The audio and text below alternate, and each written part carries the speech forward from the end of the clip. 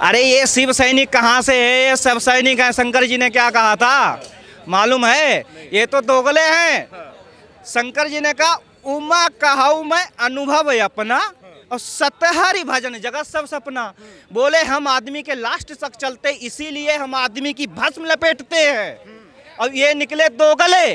राज ठाकरे के खिलाफ जो एक मई को शक्ति प्रदर्शन किया था, उसमें उद्धव ठाकरे ने FIR करा दिया है और अब राज ठाकरे की गिरफ्तारी हो सकती है। क्या कहना चाहेंगे? महाराष्ट्र में एक राज ठाकरे नहीं है। सबसे पहली बात यह है, महाराष्ट्र में हर व्यक्ति राज ठाकरे है और महाराष्ट्र में हर हिजड़ा उद्धव ठाकरे है। एक पिता के 4 बेटे होते हैं। ये कायर निकल जाता है, उसमें एक ही सूरवीर निकलता है। वो सूरवीर है राज ठाकरे। और राज ठाकरे ने जो मसाल शुरू की है, आग कहीं और से लगी और दर्द कहीं और हुआ, ब्लास्ट कहीं और हुआ। आग लगी महाराष्ट्र से और लट फिर गया यूपी में।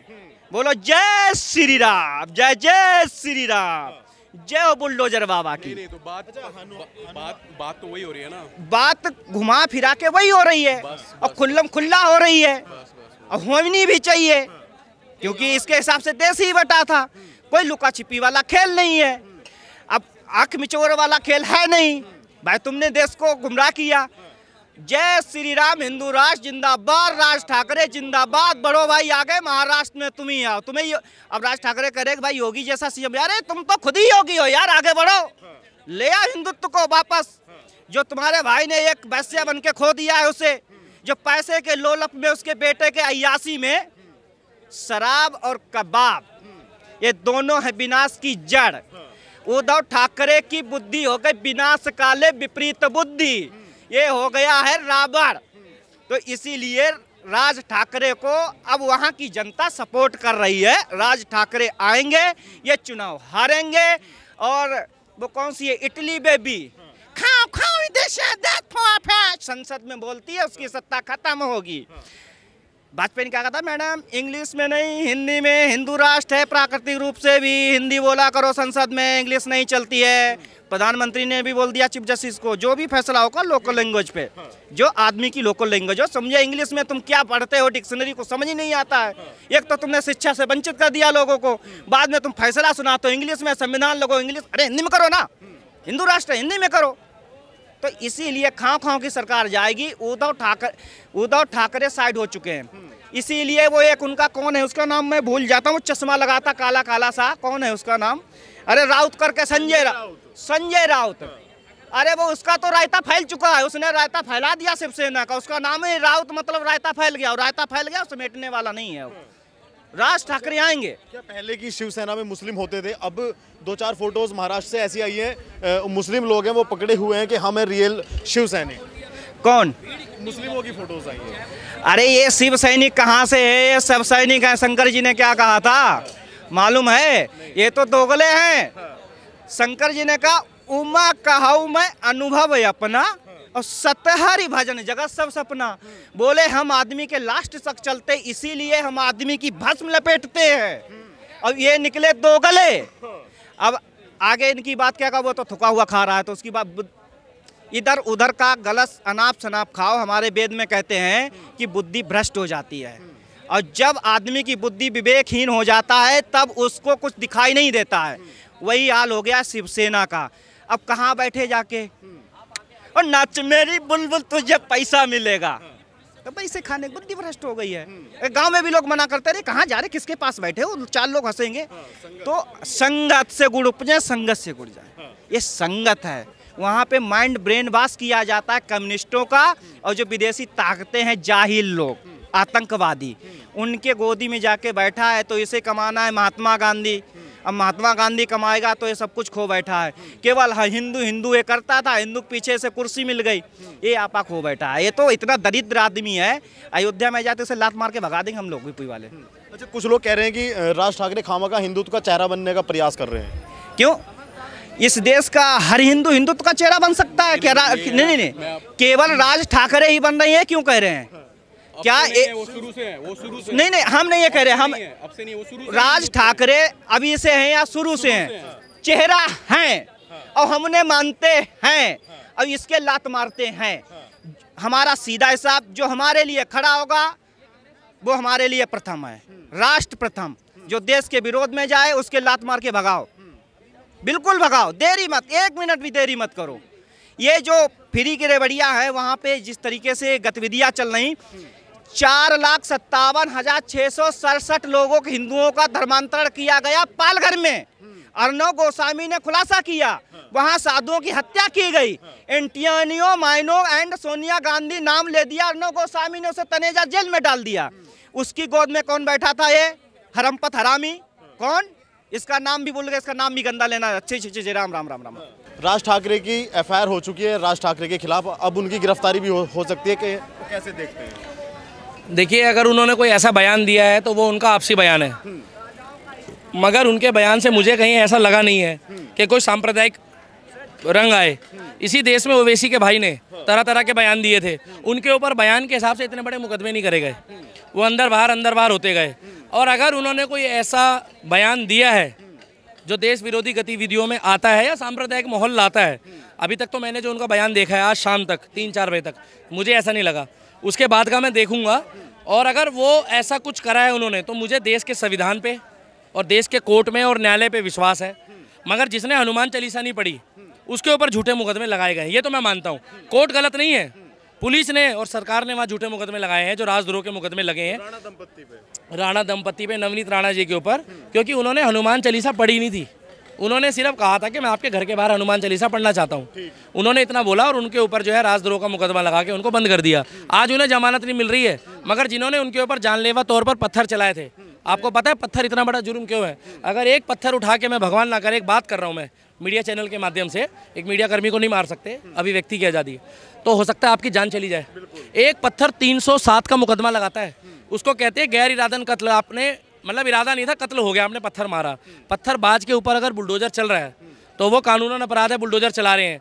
जो राज ठाकरे की बात है, राज ठाकरे ने एक मंच से ये कह दिया था कि हिंदुओं से एक होने की अपील कर दी थी, तो क्या ये गलत है? देखिए, एक होने की बात तो कोई सांप्रदायिक नहीं है। अगर वो कुछ समुदाय, अलग समुदाय के खिलाफ कुछ बोल रहे हैं, यही बात बोली थी। देखिए, कुछ अलग समुदाय के लिए अगर कुछ बोल रहे हैं तो सांप्रदायिक रंग होगा।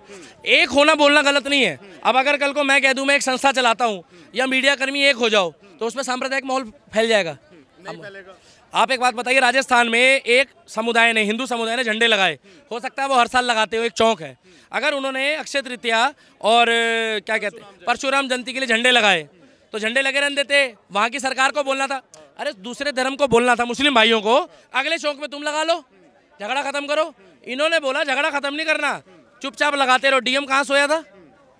आप बताइए, एसएचओ साहब कहाँ थे? आप यहाँ पर कनॉट प्लेस में देखिए, भारत सरकार के अंदर पुलिस आती है, ये केंद्र शासित राज्य है, यहाँ जगह जगह जिप्सी घूम रही है। क्यों घूम रही है? क्योंकि संवेदनशील इलाका है।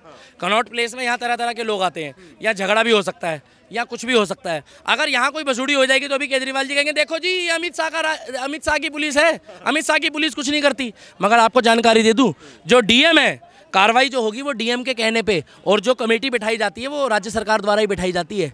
जिस तरीके से जेएनयू में जाने से पहले राज्य सरकार से परमिशन ली जाती है कि हम इनको अरेस्ट करें या ना करें, डीयू में भी परमिशन ली जाती है। उसका कारण है क्योंकि जो राज्य सरकार होती है वो कमेटी जो गठित करती है, जो कोर्ट होता है वो राज्य सरकार के दायरे में आएगा, चाहे वो जो जज है वो भारत सरकार के होंगे।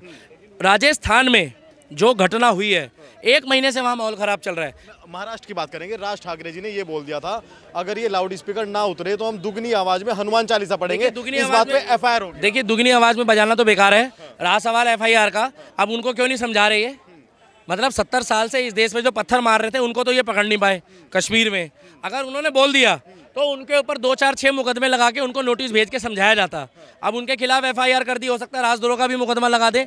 उनको क्यों नहीं समझाया गया कि भैया आप ये फालतू बातें मत करिए? और ये उन्हीं के भाई हैं सगे, उद्धव ठाकरे जी के। अभी तक तो इन्होंने कार्रवाई नहीं करी है, अब ये मजबूरी में कर रहे हैं क्या? इनको पता है कि वो भी हिंदुत्व सेना लेके चल रहा है। एक आपने उनकी रैली देखी थी? कल की रैली में लाखों बंदे थे। ड्रोन से मैंने वीडियो देखी, उसमें हजारों लाखों नागरिक थे। इन्होंने सिर्फ एकजुट होने की अगर बात कही, हाँ, अगर उन्होंने देखिए देश विरोधी गतिविधियाँ तो देखिए ऐसा किसी के बोलने से कुछ नहीं होता। अगर देश विरोधी गतिविधियाँ वो होती है जो देश के खिलाफ जाए। सांप्रदायिक अगर उन्होंने कोई माहौल बनाने की कोशिश करी है और ऐसा उनको कहीं लग रहा है तो उनके ऊपर कार्रवाई करे, मगर साथ के साथ अगर वो कह रहे हैं तो लाउड स्पीकर की आवाज़ कम कर दे। उत्तर प्रदेश में आप जाके देखिए बहुत शांत, बहुत पीसफुली ईद मनाया गया है। उसके हिसाब से महाराष्ट्र सरकार को भी मानना चाहिए। राज ठाकरे ने भी कहा था कि उत्तर प्रदेश मॉडल महाराष्ट्र को अपनाना चाहिए। इनको क्यों दिक्कत हो गई उससे, आप बताइए। देखिए योगी काम अच्छा करेगा तो हम योगी को कहेंगे, अगर गहलोत सरकार बढ़िया करेगी तो कहेंगे। जब गहलोत सरकार ने बढ़िया करा ही नहीं है, मतलब ये कह रहे हैं कि विपक्ष ने कराया है। मतलब आप बीजेपी में आरोप बढ़ रहे हैं। एक बात बताइए, झाड़ू में तो मटेंगे नहीं क्योंकि झाड़ू तो वहाँ है नहीं, झाड़ू में तो विपक्ष में भी नहीं है। ये बीजेपी में आरोप बढ़ रहे हैं तो इनका डीएम कहाँ था, इनकी पुलिस प्रशासन कहाँ थी, इनका डीआईजी कहाँ था? मतलब वो भी बीजेपी के साथ चाय पी रहा था क्या? इनको जब कुछ भी नहीं दिखता तो ये सारा ठीकरा जो है वो बीजेपी में तोड़ देते हैं। और जब वहाँ विकास होता है तो ये कहते हैं कि हमने करा है, और जब भी वहाँ कोई उल्टी सीधी घटना होती है तो ये कह देते हैं कि जी विपक्ष एक ही है। और वो विपक्ष नहीं है, वो सिर्फ 2-3 राज्यों में, 4 राज्यों में विपक्ष बचा है। कुछ दिन रुक जाइए, पढ़ी लिखी जनता है ये पूरे भारत में जो है ना, ये बीजेपी को हिलाएंगे।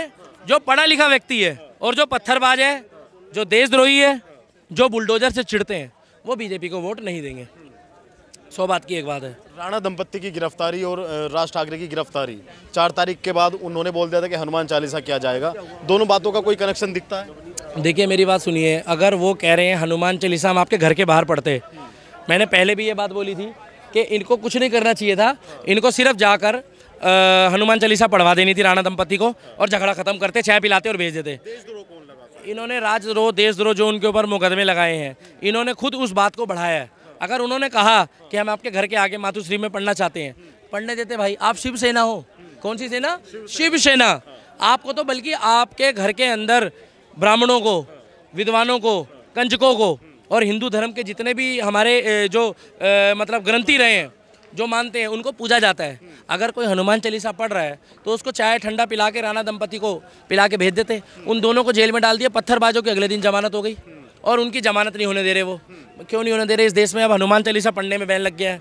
अब शोभा यात्रा निकालने में पत्थर चलने शुरू हो जाएंगे, झंडा हम लगा नहीं सकते, तो फिर क्या करें आप बताओ? मगर बीजेपी शासित राज्यों में ऐसा कुछ भी नहीं हो रहा, बताइए आप। अच्छा, जो आप कह रहे थे कि अभी राजस्थान वाले विपक्ष पार्टी पे वो उमड़ देते हैं, महाराष्ट्र में भी ऐसा ही है। वो कह रहे हैं कि ये सब बीजेपी करवा रही है वोट बैंक के कारण, एमसीडी के चुनाव। देखिए बीजेपी कहाँ पे? महाराष्ट्र में नहीं, देखिए मेरी बात सुनिए, आपके पास बीएमसी के चुनाव है, आपके पास वहाँ पर प्रशासन है।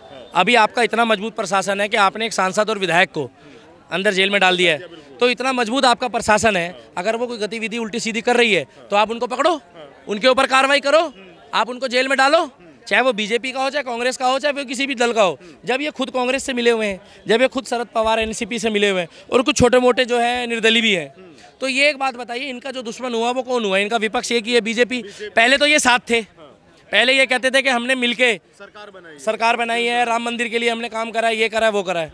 पहले इनके साथ राज ठाकरे जी भी थे, बाद में इनका भाइयों का ही झगड़ा हो गया सके, जब वो अलग हो गए। आप हिंदुत्व पार्टी हो, सांप्रदायिक माहौल मत फैलाओ, हिंदुत्व की बात करो, उसके बाद सबको, सबका साथ और सबका विकास भी लेके चलो। पहले हिंदुत्व की बात करती है ना पार्टी, शिवसेना नाम ही इनका शिवसेना है। तो आपने सिर्फ हनुमान चालीसा पढ़ने के नाम पे इतना बड़ा मुकदमा लगा दिया, तो आप अपने भाई को भी बंद करवा सकते हो, कोई बड़ी बात नहीं है। मगर दिल्ली में हनुमान चालीसा पढ़ी जाएगी, इसी फूड पार्क में पढ़ी जाएगी, इसी फूड पार्क में नमाज पढ़ी जाएगी और इसी फूड पार्क में गुरुवाणी भी पढ़ी जाएगी।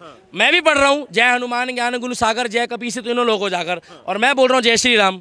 मेरे ऊपर देशद्रोह का मुकदमा थोड़ी लगवा देंगे संजय राउत जी, नहीं लगवा सकते। दूसरी बात, हाँ सारे पढ़ेंगे। सुनिए, दूसरी बात ये है, अब आपका जो चैनल है, आपके चैनल का क्या नाम है? Political knockout. कुछ लोग ये चैनल देखेंगे भी नहीं, कहेंगे कि महाराज एक बंदा और आ गया हनुमान चालीसा पढ़ रहा है। कांग्रेस वाले तो शायद नहीं पढ़ेंगे, जो गुस्से में होंगे। कुछ भाई मेरे पढ़ेंगे जो सच्चे हैं, शिवसेना वाले भी नहीं पढ़ेंगे, जो अच्छे और समझदार है वो पढ़ेंगे, और नहीं तो जय श्री राम बोलकर पढ़ेंगे भी, कमेंट्स भी डालेंगे। पता है क्यों? वो ये कहेंगे यार इसमें हनुमान चालीसा में सांप्रदायिकता रंग कहाँ से आ गया।